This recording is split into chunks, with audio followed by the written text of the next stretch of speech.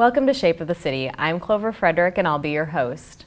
Now, finding a balance between exercise and nutrition can be a challenge for anyone, but figuring it out for your children can sometimes be even trickier. Today, we'll learn more about finding the right balance with my guests, Dr. Bob Rauner with Partnership for Healthy Lincoln and Michelle Welch with LPS Wellness. Thanks for being here. Thanks for having us.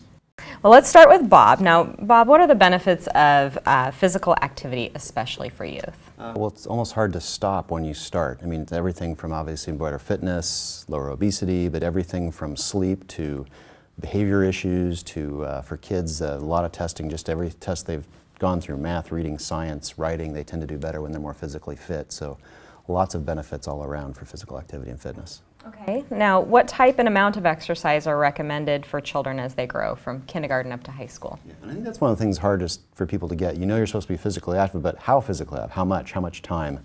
They usually try to define it what they call moderate to vigorous physical activity, anywhere from a walk to riding a bike to running.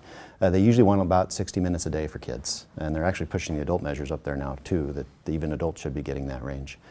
So 60 minutes, and some people try to say, well, half that should be in the school and half should be when they're home. So obviously you want parents to be responsible for some of that once the kids get home and don't let them just play on the iPad or something like that. Another way people are starting to look at it is things like step counters, for example. Adults 10 to 12,000 steps a day is the ideal, and for kids probably 12 to 15.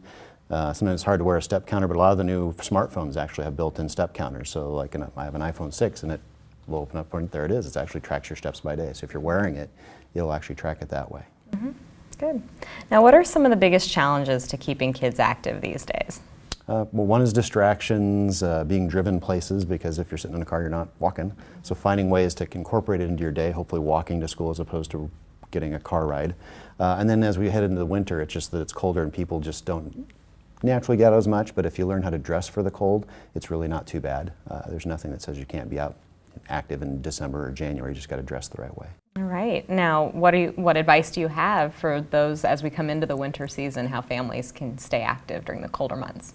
Well, one is layer, so you can go outside, whether it's still walking to school. Of course, when it snows, if it's a snow day, great. Get out there and make snowmen and things like that. Sometimes finding some indoor sports, whether it's arena soccer or basketball or something like that. So someplace, if it is too cold, finding an indoor place where you can be active. Very good. Okay, well, let's talk to Michelle for a little bit. Obviously nutrition is a big part of this balance. What are some of the key things that parents should be aware of? Well, I think it's really, as every year ticks by, kids are making more and more choices. And what we have and what we buy for them and what's at home is a lot of times what they're going to eat. And then when they're outside, for instance, in the school or out on events with friends, all those little choices really can add up. That is true. Some people may assume that little kids run around just to sort of burn off their calories, but what do we really need to be thinking about when balancing nutrition and exercise with our children? Well, I think it's really a lot of being mindful about what we're eating and what we're drinking, because really 20% of our calories come from a cup. And so we need to also not only be thinking about what foods we're choosing, but kind of timing of them.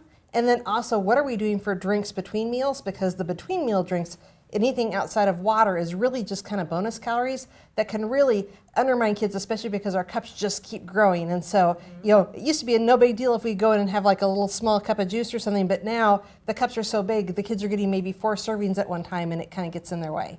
Wow. How can parents teach their kids better habits for knowing how to eat more wisely? I think the first thing is that what we model. Kids do what they see us do. And, again, having things available. I know in my house, boy, if I have the wrong thing sitting out, the kids are going to be all over it. If I have the right thing sitting out, the kids will be all over it. Kids are just hungry. They're growing and things are happening. And so if I have grapes cleaned and cut up in little bunches, they're grabbing those and they're gone. I have to buy those more often. If I have, other kind of type of snack type things around, they go. So really, when we think about how we eat, convenience is key for all of us. And so the more we make those good things for us convenient, that really makes a difference. Very good. Now, what are some resources that can help parents find this balance for their kids? Well, I really think, school lunch, school breakfast, and really after school programs provide kids with a lot of great nutrition. If they really look at what's happening in the schools, they have kind of recognizable entrees, but they do lots with fruits and vegetables. And I think the more we can kind of get to those places, it really isn't about making complex foods. I think that's where people think, oh, I have to cook. Really, you don't have to cook. You have to be able to buy a little more frequently so you don't have things go brown and furry in your crisper drawer, but really just having things handy and ready to go. Well, we've talked now about nutrition and physical exercise. Now, how do we form a balance as parents? Okay, one thing is trying to figure out how to quantify that balance. From the past, people tended to use calorie counting a little bit, but we found that it's harder to understand what a calorie means, or as opposed to distance sometimes is easier to understand. So if you know that, for example, if I have a 20-ounce pop, that's 3 miles for an adult, 5 miles for a kid, people understand that difference better. And so there's times like, for example, where you're playing 2-a-day football and it's hot outside, well, a Gatorade's probably appropriately, but a random day, probably not, because you're not going to burn off those extra calories. So knowing what you're burning off versus how much you're taking in, and so turning your calories into distance makes more sense for most people. The other piece of it is, too, kids at different ages have different levels of activity. We have, the little ones, they're kind of moving all the time, and then we just keep training them to sit. And the training them to sit isn't helping any of us, including us.